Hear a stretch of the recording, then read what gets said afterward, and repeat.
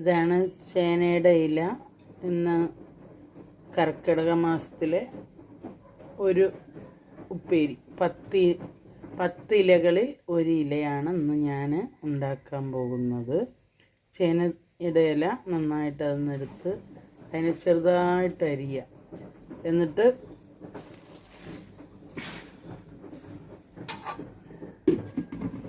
ഇതുപോലെ അരിഞ്ഞിട്ട് ഇനി ഇത്തിരി ഉള്ളിയും മുളകും നന്നായിട്ട് വറുത്ത് ഇതിലേക്ക് ഇടുക.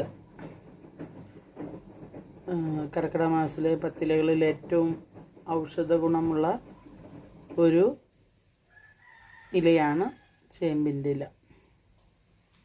നന്നായിട്ട് ഉള്ളിയും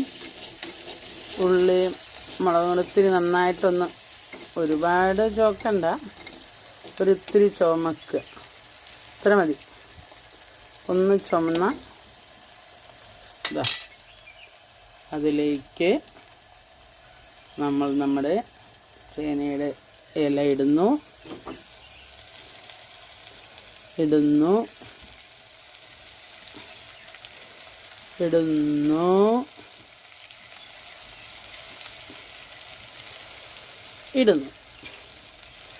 കഴിഞ്ഞു. ഒരാൾക്കായതുകൊണ്ട് ഇത്രയും മതി.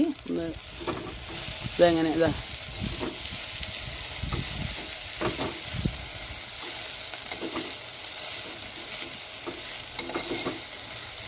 കണ്ടോ, നന്നായിട്ട് വഴഞ്ഞില്ലേ? ഒന്നുകൂടെ ഒന്ന് വഴഞ്ഞാൽ ഒരു ഇത്തിരി തേങ്ങ കൂടി ചേർക്കണം, എന്നാലേ നന്നാവുള്ളൂ. ഇത് തേങ്ങ നന്നായി, ഇത് ചേനയുടെ ഇല ഇതണ്ട നന്നായിട്ട് വെന്തു. ഇത്രയും വേണ്ടു. ഇനി ഇതിലേക്ക് ഇത്തിരി തേങ്ങയൊക്കെ ഞങ്ങൾ ചേർക്കുക.